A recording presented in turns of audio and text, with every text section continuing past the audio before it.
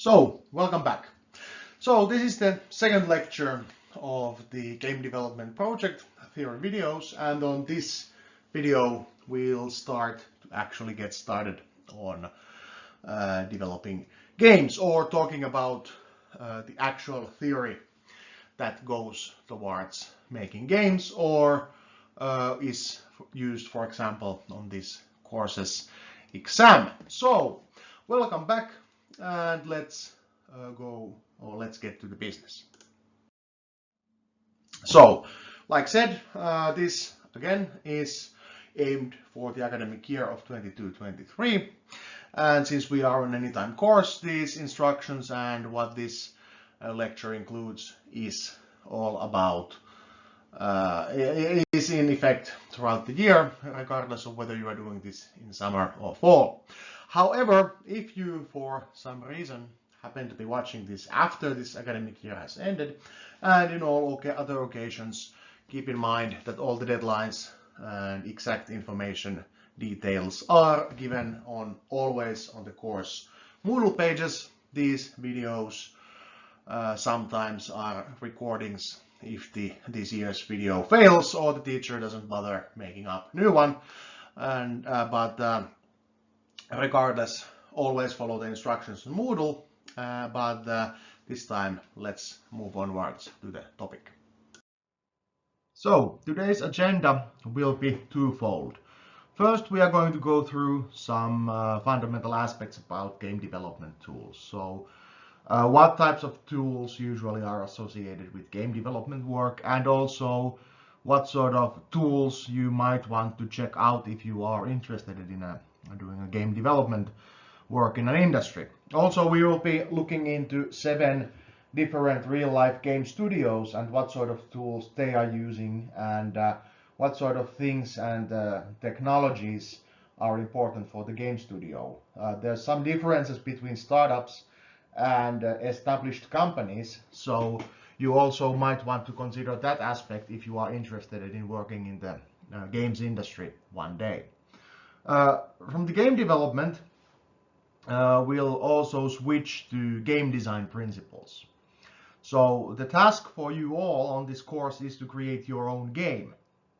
So on the latter part of this lecture, we will be talking about the game design principles, how you can get started with your own game design, and again look into a real examples on how game studios design their products. Overall, today's idea, or the point of this lecture, is to give you some ideas on what sort of tools you might want to learn, or what sort of things you want to emphasize when you are looking out for new skills, and also help you get started with the game design work for your own game product, and also get an understanding on how the industry operates in general when they are doing designs for their new products. So overall, there's obviously huge amount of information on today's agenda. And this also means that we can't go into very small details on this lecture, but still to give you some ideas on what tools we are talking about when I'm mentioning game development tools or game development ecosystems or platforms, and also how game design in general happens, because this is something that differs quite much actually from the software industry and software engineering work and software engineering design work when we are comparing the software industry and games industry against each other.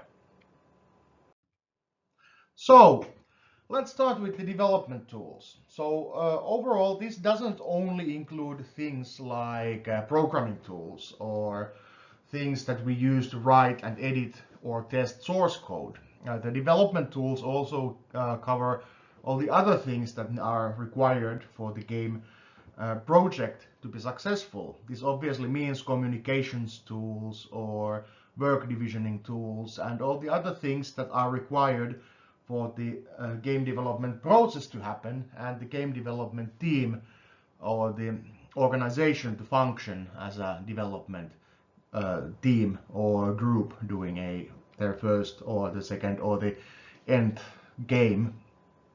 And let's see what sort of things they are and how they might differ from the software development tools in general. Obviously, this is a slide I usually show in almost all of these lectures because this is something that's really important, and this is actually the cornerstone of this entire course. So, game development and software development actually share some common features. This is a given fact because the games and game services or anything related to entertainment software engineering is also a product or service which has been designed and developed, and someone has done programming work or software development to make the game function in a computer setting or mobile phones or wherever it's running. So of course this also means that there will be a wealth of similar tools. Actually, on my personal opinion, working with both industries, there are actually more things in common that most people in the either industry willingly admit. Well, of course, because the software industry doesn't really want to admit that they sometimes do very ad hoc work. And on the other hand, the games industry doesn't want to show itself as a software developers, but with a small twist. Basically, the design work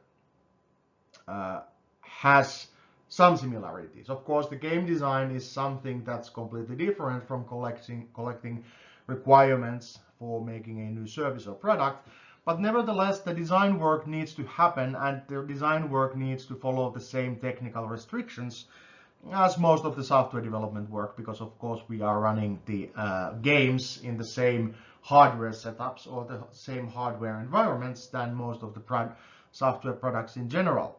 Also, the development work, considering programming tasks, is almost basically the same. We select programming language, whether it's C++, Java, or some web development framework or whatever it is. It's still programming work. So that's given. And actually, considering the development process, the continuous delivery model is actually something that's been used both by the software and games industry. Of course, with mobile games, the continuous delivery is something that is more or less a thing that needs to happen, because most of the games are given as a free applications, and then you buy content. And if you run out of content, then you are not buying stuff anymore, or you can't sell anything to a person who has no longer interest on your product, whether it's that they didn't have one to begin with, or because they have already seen and done everything available.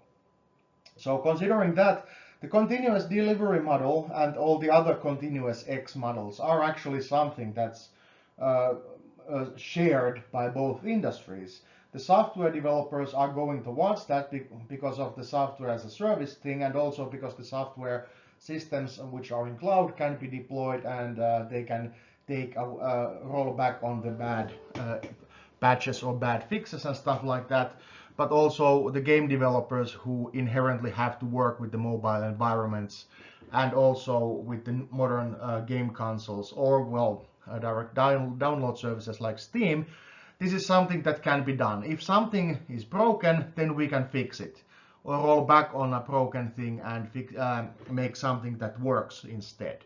One of the best examples being the Red Dead Redemption 2 multiplayer mode, which has been known to be broken several times already, but every time it's broken, there's always the option of trying to fix it and break it more, or roll back on the changes and then just try to do something else. So it's more or less a living product or living service, which isn't set in stone, because the developers are doing changes to the product throughout its life cycle. Of course, also tools, and the tools that are used for testing and the testing work in principle are the same. Of course, the testing has different emphasis on other things, but in general, the software and game development projects all follow the same ideas: in time, in budget, with the features and with the quality. This of course means that also the tools to manage or steer the development work or the development process are also more or less the same, because even the development process itself can be more or less the same. So obviously, against software development, with the games, there's always some differences. For example, uh, you have to have emphasis on customers and markets because we are not providing something that is inherently useful or generates money or saves time or something. In fact, we are making products that more or less waste time to provide the customer with something they are interested in and provide them entertainment or a user experience they wish to have for the money they are using. This of course means also that there's no ready-made designs or mandatory decisions which dictate what we are actually doing. So if we can design anything, then our story can be about anything ever.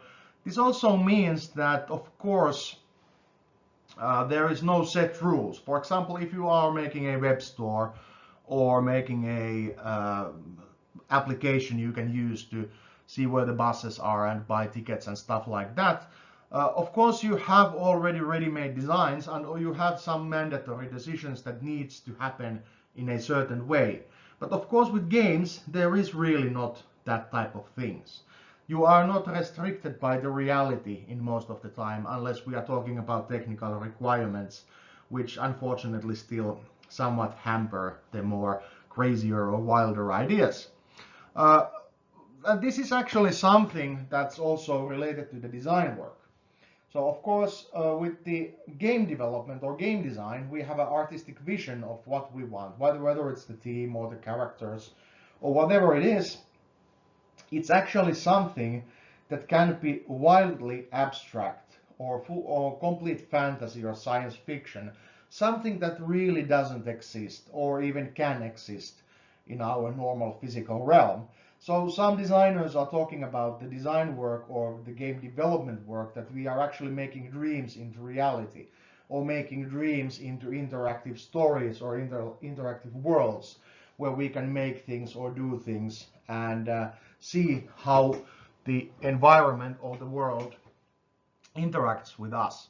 Of course, one of my favorite points on this artistic vision is that if we are talking something like a Katamari Damacy games, where the basic idea is that we are running this small elf-like prince or his or her cousins, and the only thing they are doing that they are rolling a ball, collecting things and making it into this huge katamari, which is just a collection of things.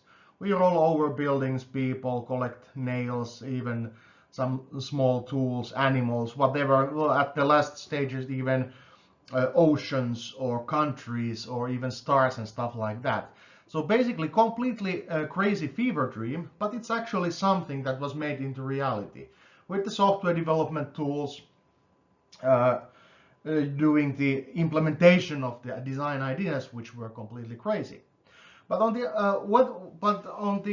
other side of the coin, even if the design work is something that comes from the imagination, or more crudely said, also from the business decisions, if we are running a company doing games, the tools are not necessarily that different. We still use the same Microsoft or open source or whatever tools to do the development work, and we use the same testing suites to do testing work. We use the same deployment suites to do deployment into cloud systems.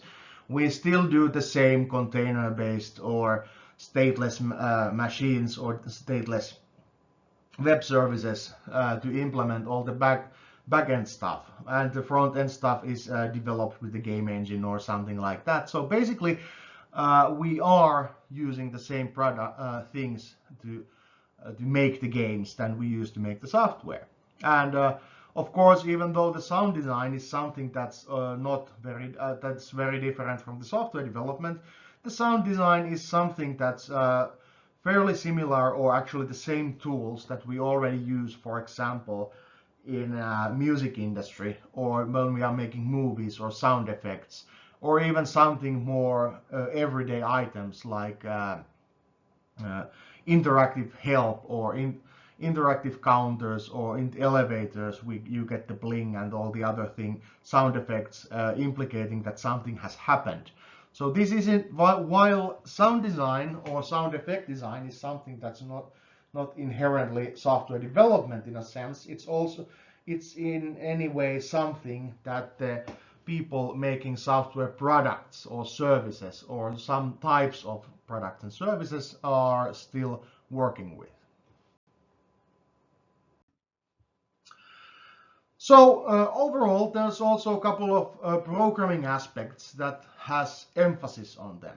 The client-to-client multiplayer system, real-time multiplayer systems, or 3D mathematics are actually a fairly huge thing in game development. Also artificial intelligence in a sense.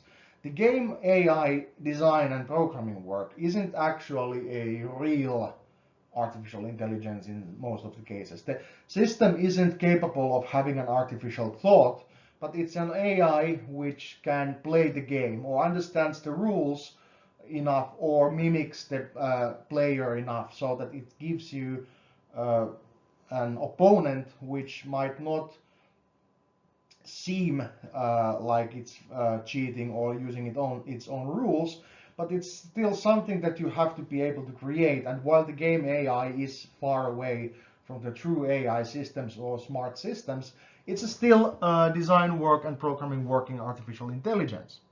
And overall, considering the user experience, is the game fun or is the user experience something that we want to provide is of course always one of the key things in the development, in the design, and also in the testing work. So of course these things are something that we have to design for, we have to develop for, and we have to test for.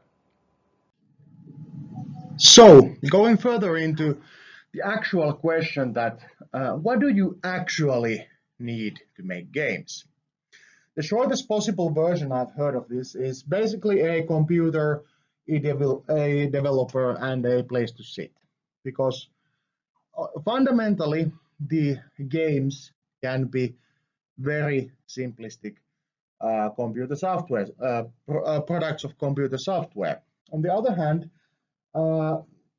if you have multi-talented developer, it's completely possible that they more or less make the products by themselves. But of course, immediately, if you want to have some sort of a professional development project, you probably want to hire people who are more skilled than you at drawing things or animating things or doing the technical optimization of things or selling things or working with things. From the technical point of view, of course, the computer by itself isn't going to cut it. More or less, we need to have game designs, game designers and game design documents and game design scale that we need to have prototypes. We need to test the proof of concept. We need to do feasibility testing. So we need to have game designs for all the different parts of the product to understand and see that can it actually be done and does it actually work. We also need graphics. We need animation artists to create us an industrial or industry level, professional level product, because not everyone is capable of producing high quality animations or high quality graphics or high quality design. Also considering that we would probably also want to have a person who is capable of working with the theme or the style required for this type of product. Of course, we need to have programmers, so we need to have programming tools, development engines, development environment, software ecosystems, all the other normal stuff you would expect when you are doing a programming and program development work. And of course, you need test audiences, so you need to have test cases, so you need to do some sort of a plan on how to check out that everything in your product works.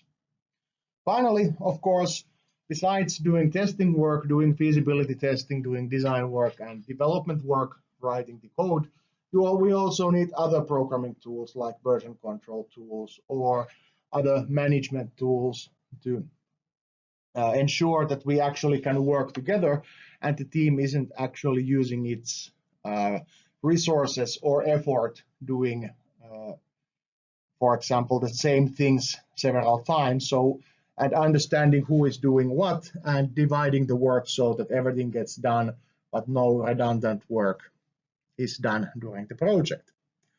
Also, if we go to commercial projects, we also tend to use auxiliary services such as physics libraries to do optimized calculations, or by that we need to have our own person who is capable of creating such subsystems, or using or incorporating or embedding some sort of payment management system so that our customers can make these microtransactions and other stuff, buy things. Also cloud services for saving the user profiles, the user safe games, so on and so on. But obviously, if we select the platform correctly, for example, mobile systems, we already have several options for payment management and cloud services provided by the platform itself. So basically, we are just using the APIs or other actually access routes to use these services without actually having to develop them by ourselves, unless we are a huge company and want to do it anyway. So, of course, there's also different things that the different types of game studios tend to focus on. For example, large game studios. They want to have focused professionals because they have already several people working for them. So they want to have absolutely the best people for that role or that job they can possibly find. Meaning that if the startup companies are looking for all-around experts, meaning that you have to be competent on several things, and one thing is the one you are very good at, the actual game studios tend to want to have the very high level professionals, whether it's animation, whether it's graphics, sales, or programming work. From the software engineering perspective, this is actually very interesting because startup companies are looking for all-around experts, and they might be actually very happy to get a game developer for games who is capable of working with Unreal Engine and maybe doing some small optimization or adding extra scripts to optimize or make the game or make some things happen faster. Whereas the game studios themselves tend to look for high-level professionals, and actually what some of the companies list that if you know how to do C programming or low-level C programming, optimizing the subroutines which do the calculations, then you are the correct person for us. More or less, the studios say that whether you are a art director or developer or artist or musician or a business person, you need to have talent and passion for this work. Of course, some of this is a marketing gimmick and bullshit, but what they actually mean is that they have no use for adequate or poor or less than average talent. They want to hire very specialized people who are very capable in the one thing they are doing. And if we consider some tools these sort of people or these roles require, for example, the things listed here, Photoshop, 3D Studio, even Blender, the game engines, Unity, Unreal, or if we are working with the some web game development and some other web game engine platform or ecosystem, sound editing, Audacity for sound editing work. And if we want to focus on exact programming languages, then of course Java, C#, and C++ are even things that are very common for all the game development projects. This more or less because, like mentioned earlier, the game development and software development isn't that different. For animation, for drawing, for artists, the Photoshop, 3D Studio, Blender are not completely normal tools they use to work. Similarly, in sound editing, Audacity is something that's very popular also because it's an open source tool. And the game engines, Unity, Unreal, some other web game engine tools, game engine ecosystems are things that make it easier to express your designs or get things working. But underneath everything, underneath the layers and layers of abstractions and tools, if you want to learn programming language, which makes you a game developer, that's Java, C#, C++ even. At least Java is something that's very, very common in almost all game engines except Java code or some bastardization of Java. So considering that you don't need to necessarily just rely on my opinions here, we have an example of developer ecosystems in 7 different game studios. This data was collected from our earlier studies into how game companies actually function and also served as a sort of a way to guideline for how we wanted to create this course. So on all these organizations, we interviewed several different people. These themes or these roles we just mentioned, we talked with team leaders, project managers, developers, testers, upper management or the owner of the startup company, and also lead designers or art designers if the company was large enough so that the art designer or art lead was someone else than doing the actual lead designer. And with them, we talked about several different aspects on how these organizations develop their games. From the viewpoint of quality assurance, from the viewpoint of development, from the viewpoint of management, marketing, all the other things, to understand how these organizations actually work. And these were the companies we were working with. Of course, due to confidentiality reasons, I can't give you names, but I can tell you that all these companies were working in Northern Europe, some of them in one country, some of them in several. And all of these organizations had game development as their main business source or main source of revenue. So we had PC developers, we had console developers, we had mobile platform developers, and we had a company which was focusing heavily on browser games. Three of them were new startups making their first games or making their first real commercial product, being earlier somewhat of a hobbyist group or releasing something not as a completely serious commercial product. Now, 2 of the companies were very established organizations which had more than 5 products. Actually, the largest and oldest one had more than 10 released products on all the different platforms which you could imagine at that point for game development. So Xbox, PlayStation, PC, Steam, whatever.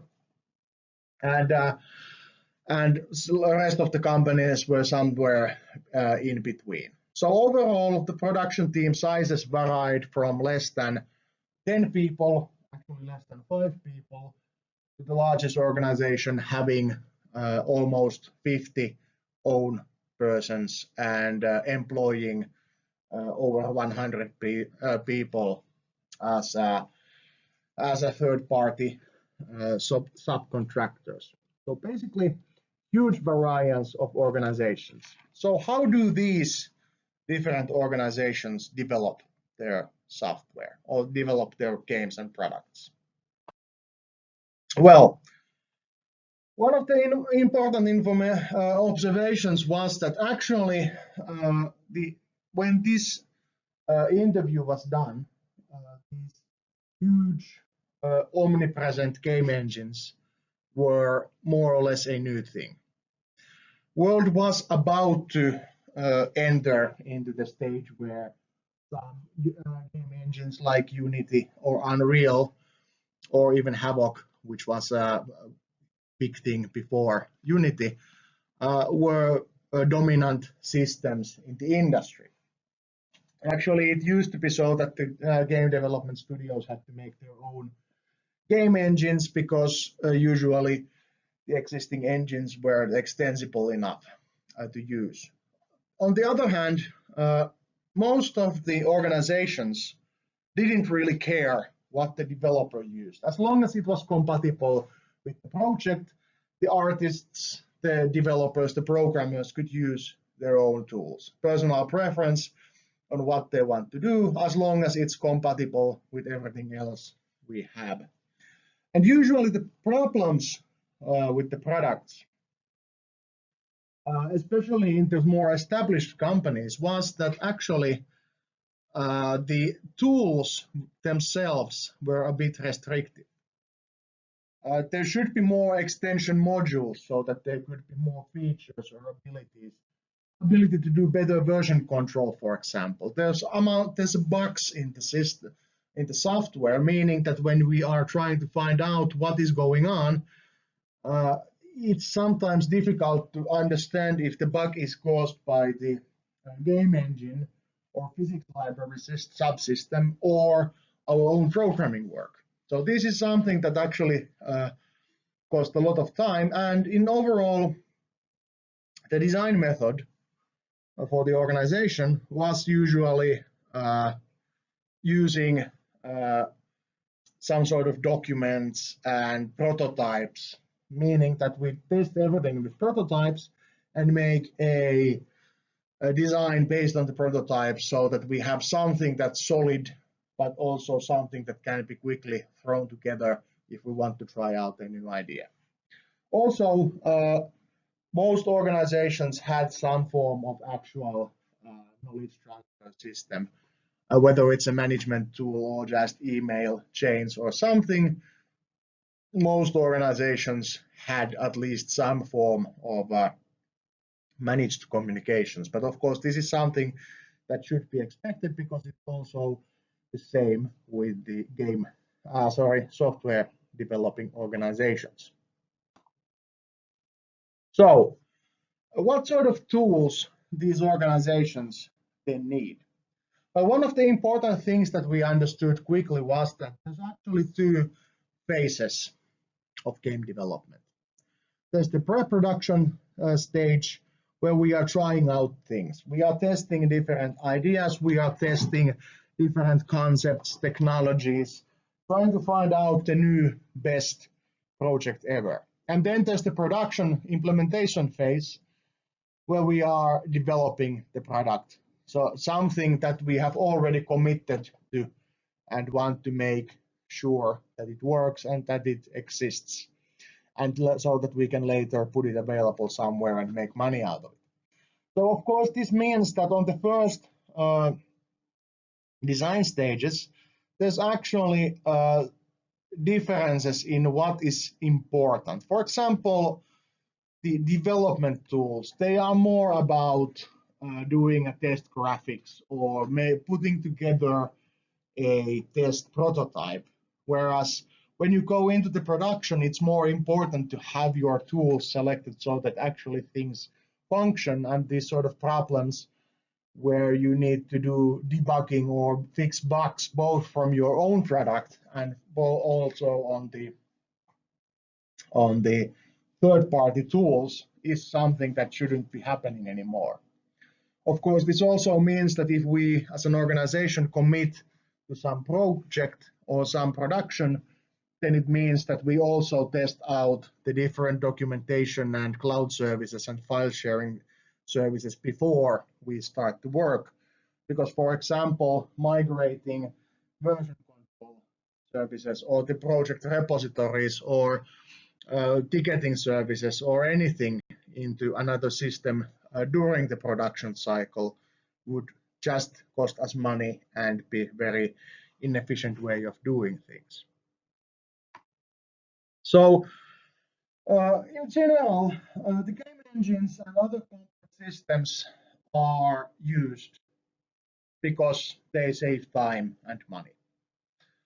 Of course, this only goes so far. The game engine and other complex systems or platforms are used as long as we have need for them. For example, larger game studios tend to do mass customization or create their own game engine so that they have more say on how certain things behave, or they want to have easier optimization, or they want to have all full control and all control on the direction of the engine on their own hands. But it doesn't mean that you have to be a C# or C optimization programmer. You can have a completely valid job in games industry by just being a sort of a tool user, meaning that if you are drawing something or animating something, you are obviously going to be using animation or drawing tools. But even if you are a game developer, being a very good with some game engine is also a valid strategy, although it might be easier to get employed or find your own place if you also at the same time know how to optimize subroutines or optimize computational routines with the C programming language. Of course, on the games also, because we want to give the best impressions. We want the games to look nice. We want the games to feel something that they should be. The artists usually are allowed to use whatever tools they want. Sometimes even the developers, as long as it compiles and it's compatible with the other systems the organization is using. But mostly the tool selection principles are more or less that the artists use what they are most comfortable with, and also if it's possible, the organizations don't have very strict rules on what sort of an editing tool you should have, or that everyone uses Visual Studio now, or everyone uses NetBeans or whatever to do the development work, because the only thing that matters is that it's compatible with everyone else's work. So use the tools you can. And finally, also, if you are, whatever you are using, you need to be able to test out new ideas. So if you want to develop games, you need to have fast prototypes.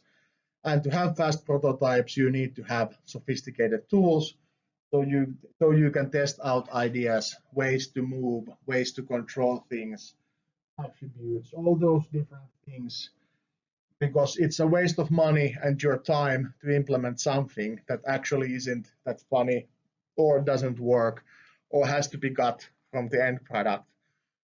So using fast prototypes to explore the different options and solutions for designs or technical feasibility is actually a very, very needed feature.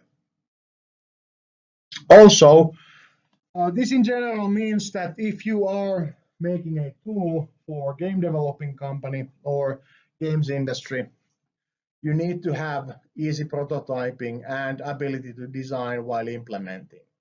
Because most games are designed while they are developed or while they are implemented. Because like said earlier, we are making someone's dream into a reality. So we need to be able to test out what sort of things work and what sort of things doesn't. And this is actually something that the tools always should allow.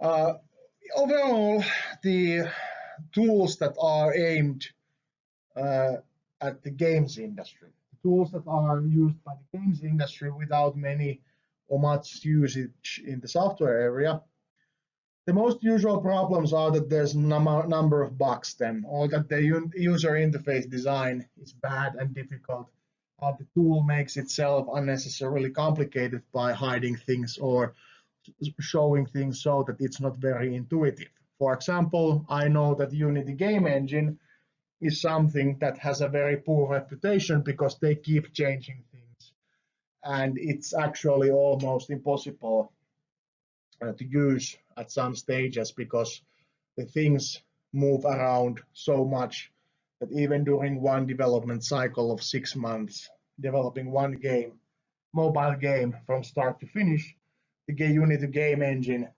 used to have drastic changes in them. So it was a bit of a hindrance, or even a bad thing for the organization itself. Because it didn't do feature freeze, or it didn't do long-term support. It almost started to hinder itself by competing against its own old versions of itself.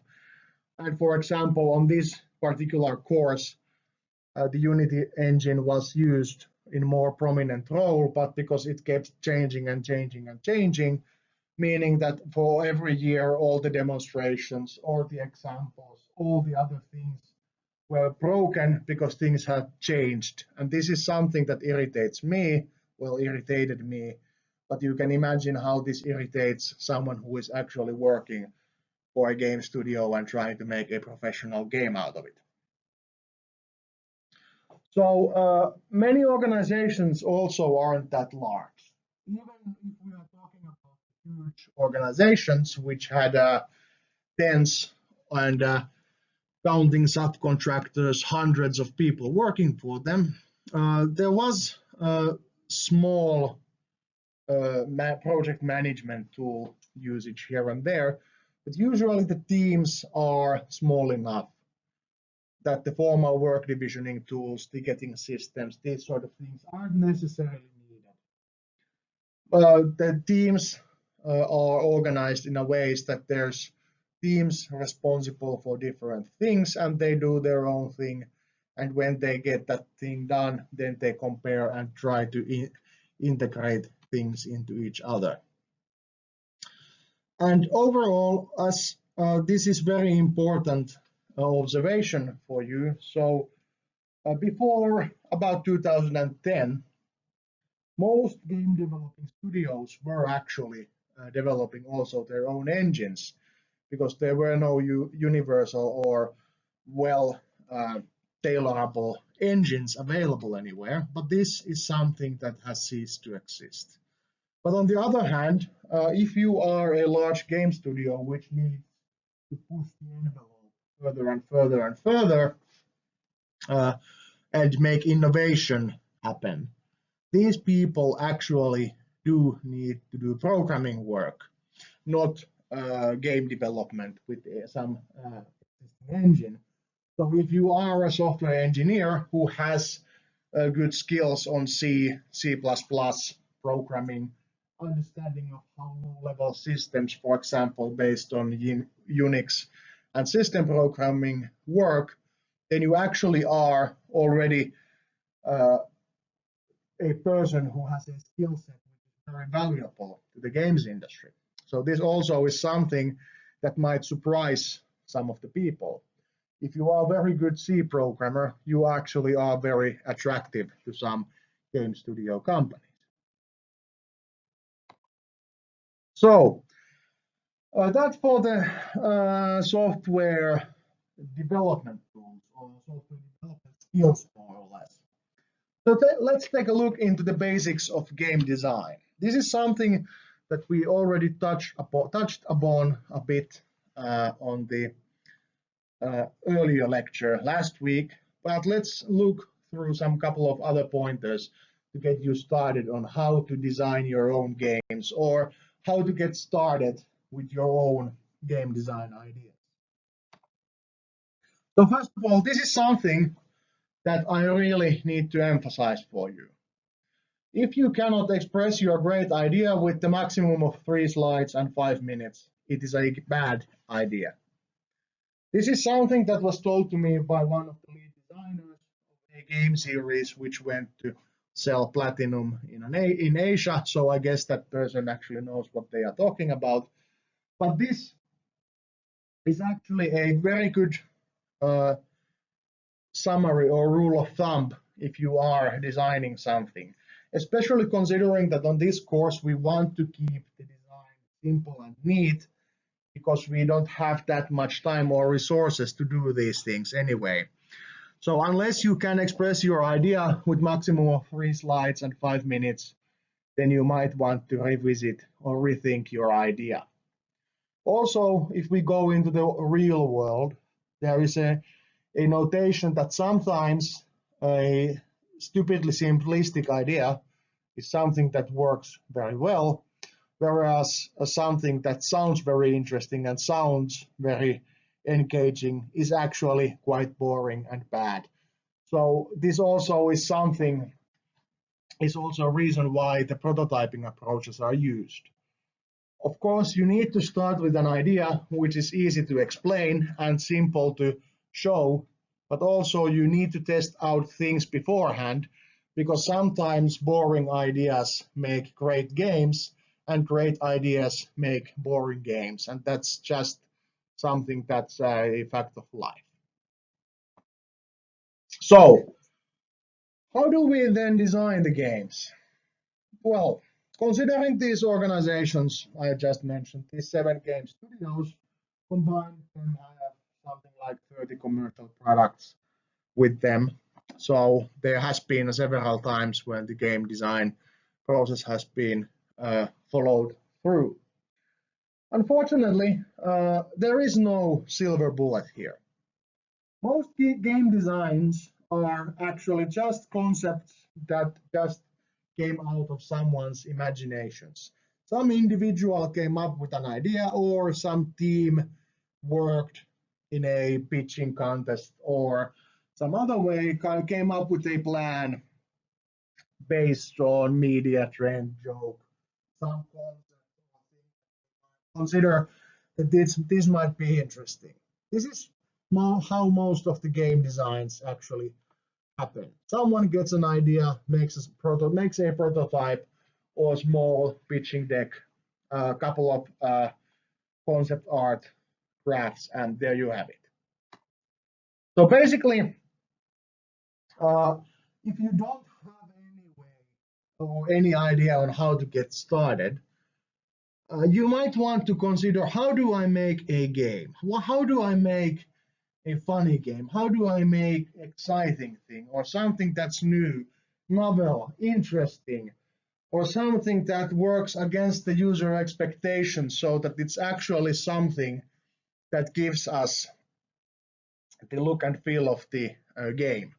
And it doesn't have to be something that's just like light switch going on in your head. It doesn't have to be that. On this example, for example, I have made a short work of brainstorming session or ideas, a summary of brainstorming session or ideas pitching contest, which steers an idea towards something that can be implemented as a game. So we start with a simple idea. We have a car and it's driving down the road in a crowded city center. Okay, we know that this is actually something that can already exist as a game, so it can be a road racing game. But how about we make the car an erratic elephant who tries to avoid damaging the city? So it's kind of a runaway game, runaway elephant game. Okay, that sounds nice. But how about if we give that elephant a purpose? We make the elephant try to run down the city and try in a crowded city center, avoid damage, and we also don't want to make the game violent. So let's remove people and let's put pigeons on instead of them. So the pigeons are the flying rats of all the metropolitan cities. People tolerate things more on them than actual humans. So of course, we still have animals in it, so let's make it a cartoony game. So it's not actual animal use in graphic details, the game. It's something more funnier or cartoony. So we have a cartoon elephant running down the pigeons in a crowded city center. So why did we have an elephant running down the city center? So let's put a circus in. Let's put clowns to chase down the player elephant, and the player elephant is chasing down the pigeons who are in the city center. Of course, this is already something that might be funny, but let's make it a bit weirder. Let's make the light posts and other signs living things which are trying to trample or beat the elephant down somehow. So, okay, now we have a cartoon elephant who is running down the pigeons in a crowded city center while avoiding traps set by a bunch of clowns and avoiding being trampled and beaten by the light posts and all the signs and the other suitable objects of the city. So, okay, now things are happening. So let's add a story on top of it. So we have a cartoon elephant which is running down the pigeons in a crowded city center while avoiding traps set by a bunch of clowns and avoiding being trampled and beaten by the light post-like stick figures in an open city landscape run crazy by a yodeling supervillain, robbing the place with the pigeons and using the light post stick figures as his guards. And our elephant is hunting them for justice. And there you have it. That's a game design. That's your initial draft. Now let's make a couple of ideas. Let's make a ball running through the city maze, running over things. Add some other things. Make a couple of test graphics. See what would look nice, what would look cartoony. Make a graphics portfolio of things that you want to have the game look and feel, and there you have it. You have nailed it. The first initial game design. So it doesn't have to be difficult, and it doesn't have to be very interesting idea. So the initial idea can be where we have a car driving down the road in a city center, stuck in the traffic. And then finally we have a yodeling supervillain, and we are using an elephant to hunt down pigeons. So actually, that example might sound a bit, well, stupid really, but it's not that far from actual game design process. Of course, if we have a commercial aspect in the game design, it also means that it has to have some connection to, we have to have some idea on what might sell, what our customers are expecting, what sort of things are considered interesting and what sort of things are considered old news right now. Of course, if we have commercial interest in a game design, we cannot usually just hope that our crazy idea works. We need to have something that's proven, or that we have a couple of prototypes that our test audiences like something, and we go towards that direction. So basically the same idea, but with a bit more conservative steps.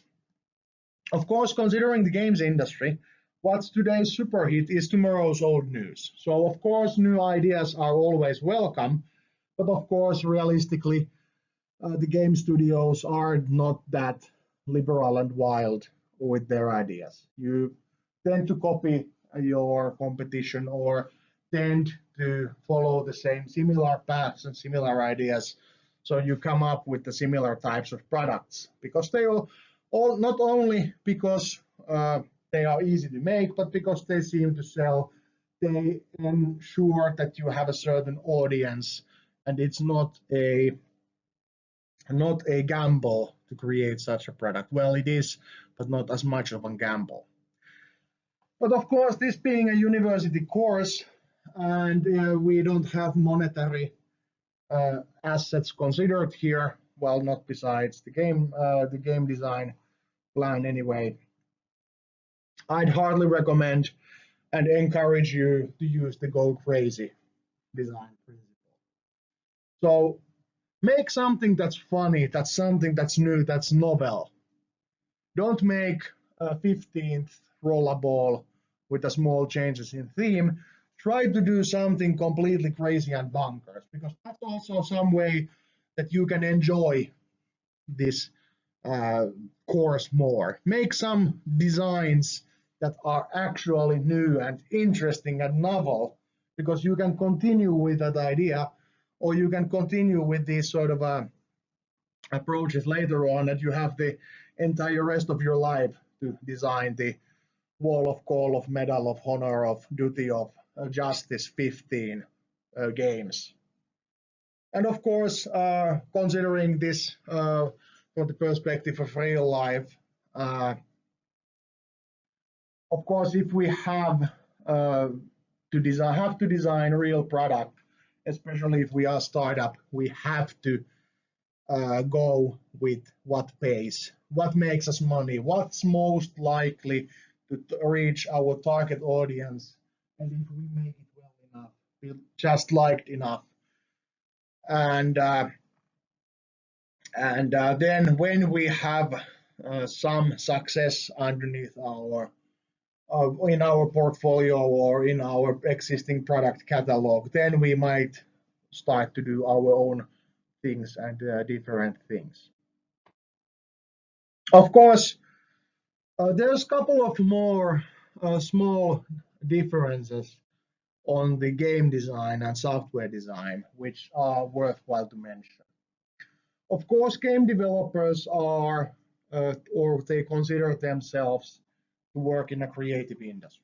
Software engineers, software developers in software industry don't tend to think that, or they might think that solving problems with the programming languages might be creative problem solving, but actually the industry itself isn't that creative. But the game developers are always considering themselves to be in creative industry, but the key word here is industry. They aren't artists for art's sake. They are trying to make money. They are trying to make profitable product. If they happen to make something that's creative and artistic, that's also nice. But if you are present the dilemma of having a huge amount of money out of your products, or having products that are very famous but don't make you that much money, most of the people working in the games industry also always think that it's the money that's the thing, because they are not doing art for art's sake. And of course, the idea with this is that, of course, the creative artistic merits, Game of the Year awards, these sort of things are always nice, and but they are not necessarily things that are sought after if we can make money or make the game studio a success without them. Also, of course, because the organizations are making designs that need to reflect the user experience, that's something that the users might want, or that is something that the users expect. It also means that the technical design relies on prototypes and the game concepts are constantly challenged. The game companies, game studios even expect that things change at the late stages of development, or that they necessarily don't ever have a complete design. They just add things which makes the game or the product towards something that the audiences seem to like, because the game development is more or less continuous delivery. So not only are the late changes allowed, they are expected that, and sometimes even the games are launched in a way that you can select a couple of best branches for further development if you are not certain on which way the game design should go. And of course, considering the games industry in a whole, the game products are designed with creative processes which actually are rather close to the similar approaches that, for example, movies stake. We test a couple of actors, we test a couple of ideas, we test a couple of scripts, and then we finally commit to certain script, certain manuscript, certain game design document with certain features, with certain actors, with certain characters and art styles, for example. So in this sense, the games industry, yes, it's artistic work, and game products are art in a sense, but more or less the games are not art for art's sake. They are fun products, fun services, and the organizations are making them to make money and be able to make more games or make more money, whatever. But still, the idea was that the organizations try to develop a fun product or the product that their customers are looking for. And if it's art, then it's also a nice thing to have, but it's not always necessary. But in a sense, yes, the games and movies are similar products in design. So taking a quick look, well, this isn't very important for this lecture, but if we take a quick look at how the games are designed by these same case studios we watched earlier, the design phase, it's almost always something that it's good mechanics, concept demos, test mechanics, design of all things, make something that's marketable in the future. And the design method is always, well, idea pitching, prototypes, vision group work, prototypes, vision, brainstorming, prototypes and vision. So basically, there's no silver bullet here. The idea is to have this sort of a core concept or quick abstract or idea, test out with a prototype if it works, and if it works or seems to work, then we might want to commit to it. Basically, all organizations have major changes in their products. Only a couple of companies said that they only had minor changes, but on the other hand, they were also making a product that was almost, that was more or less something that was fairly simple thing to do, platformers. I think that the one organization was making a electric version of an existing board game. So of course you'd expect that doesn't get that many changes because the gameplay and the rules elements are already there.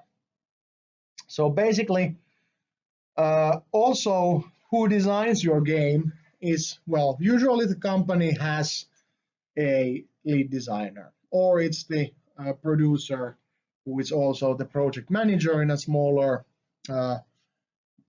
productions or smaller game studios, who is the person making the design.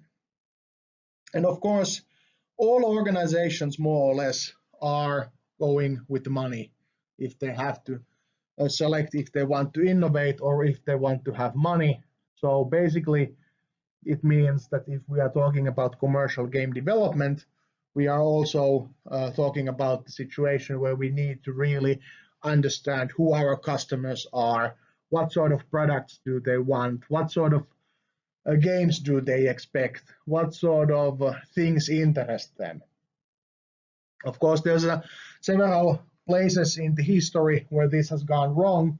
For example, LucasArts Games decided to stop making adventure games because they found out that the average 14 to 25 male target audience doesn't actually care about adventure games. And this was the game studio that made the best adventure games in the genre. So of course there's missteps here and there. For example, in this case, the game studio didn't understand that they are the niche owner. Even if the niche isn't something that's majorly popular, you are still making money out of it because you are the niche owner.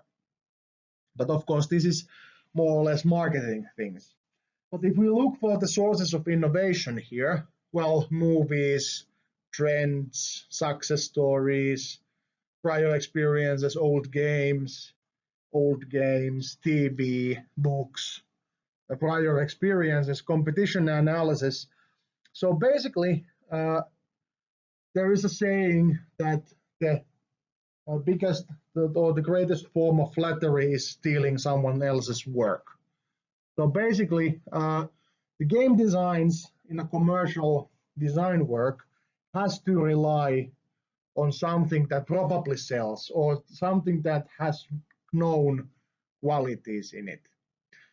But if we are working with the designs on this sort of university course, we can go crazy. But of course, this is something that doesn't necessarily work in the games industry. So a couple of ideas on how you should start working with your game. Now that if you follow this go crazy style of brainstorming approach, you probably come up with some couple of ideas on what sort of things you want to have. But how about the content itself? Of course, almost always you want to design things based on this activity cycle. This is actually something that's lifted directly from our gamification and gameful design plan, but it also, of course, means that this is something that's fairly fundamental thing in user experience design or game design. So motivation comes from taking an action which is meaningful in the game context, and the action gives you feedback which somehow alters your usability or user experience, or gives you some positive reinforcement that you are doing useful things, which generates you motivation to do further actions and so on and so on. So basically, if you destroy the monsters, you get the loot, you get new, which allows you to buy new equipment, which makes it possible that you can kill bigger monsters, and so that you get loot and you can get new weapons and so on and so on. So it might seem simplistic here, but this is more or less how the user experience is built. You have a motivation to do something, you do it, and you get feedback, which creates a positively reinforcing cycle. Also, with this cycle, you need the balance act, the flow between the boredom and anxiety. We all know that there are super difficult games, for example, for game consoles. Dark Souls are very well known for this sort of high difficulty aspects. On the other hand, if we are playing some children's games, there's actually a possibility that the games are very simplistic itself. But of course, you need to select your audiences to understand what you are making. Regardless of what your target audience is, you are also always working against this flow. So you are motivating your user to take an action and providing feedback so that they will do something else. Of course, the player gets skills, player gets more experience, player as a person, not the character they are playing, but the person knows how the game works and expects it to challenge the player more. So this means that the game has to offer new things, new enemies, new abilities, new levels, new challenges in general, so that the player doesn't get bored. If the game gets too samey or there's not new content to unlock, of course the player gets bored. Or at the same time, if the game just throws the player in the deep end of the pool and says that sink or swim, then the player, of course, gets frustrated and anxious because the game is too difficult. They don't survive. So you have to be able to find the flow, the sweet spot for how your game progresses from the first tutorial levels towards the last challenges before the game ends. And this is something that if you want to read more about the game design principles is called progression stairs. So the game teaches you for a couple of levels or the early part of the level ways to do new things. It allows you to rest, take your time, prepare for the next boss, and then you have a boss fight, which is a trial. If you pass it, then you are allowed to rest again. You are taught a couple of more new things. You are given possibility to prepare for the next fight, and so on and so on. So the required effort increases, the difficulty increases, and if the player is following the path, at least to some way, in the way which you designed it, then the player gets more skilled, experienced, and the flow happens or not. If the player finds the game too challenging or too easy, then it's just the player preferences are not matching with your product or something else. But this is how it happens if it ever happens. Finally, when you are making the game design, so of course you need to consider that you need to have some interaction. You need to have some way to enable the flow. You need to have some sort of way to make the levels progress, but also you of course need to have the initial concept, whether it's the elephant in the city center or whatever it is. When you get this idea, you need to write down these aspects: the general theme, the main characters, what the genre of your game will be. What are the important features? Do you have story? If you have, what it is, and if you want to try something very strange or very challenging, what sort of technical decisions do you have? For example, do you want to control the game only by camera or shaking the phone or whatever you are doing? Also, in the course context, what are the mechanics that you should learn before you can implement this? What would be the tutorials that would actually benefit your design so that you actually get something that's worthwhile from the tutorial projects so that you can implement your own game with the same ideas and only just learn a couple of more things. So these are the things that you should take into account when you are selecting the tutorial projects, and also at the same time thinking that what would be the game you are implementing on this course. So go take that template, it's there. Don't write on that one, copy your own document and use that as a starting point. So what sort of things you need to get your own game done? And based on that, what tutorials you need so that you have technical skills to start working on the game. And then also learn more. What are the things that you need to learn more by yourself so that you actually get the game implemented before end of the November, when we have a deadline for all the deliverables. So that's it.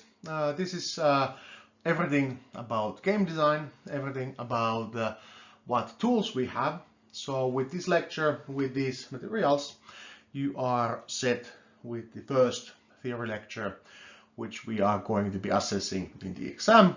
And on the next video, we will be talking about game engines and how to use them, or what sort of game engines there are, how they differ from each other. But at this point, I'll tell you, have a nice rest of the day. See you on the next video, and goodbye.